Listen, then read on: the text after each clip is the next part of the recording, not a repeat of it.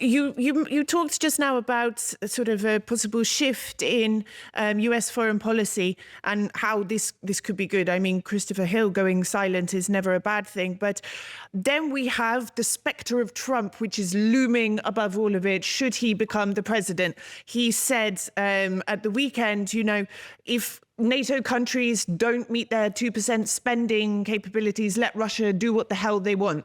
Comments like this, not to mention he's very hands-off when it comes to Russia.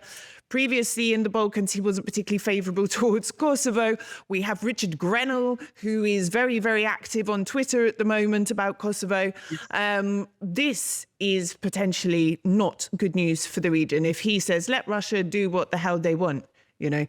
So while things might look up a bit, are you not worried about what happens if Trump comes back? Oh, I think Trump is a real threat to the world. I think one of the first moves he would make if elected would pull us out of NATO.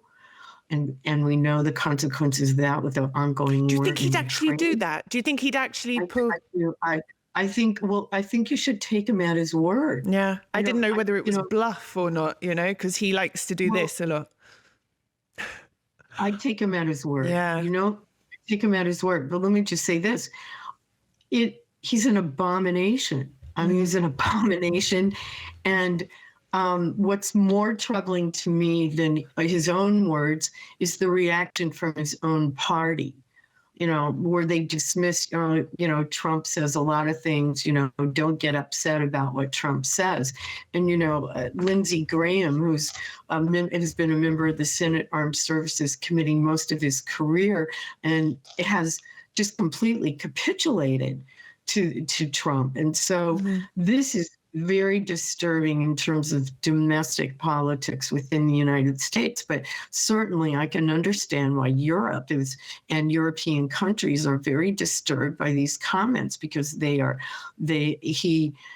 just says whatever comes out of his mind. And I mean, this is really threatening circumstances in Europe with Ukraine, and in a precarious very precarious situation in the Balkans. Let's hope. I share your concern.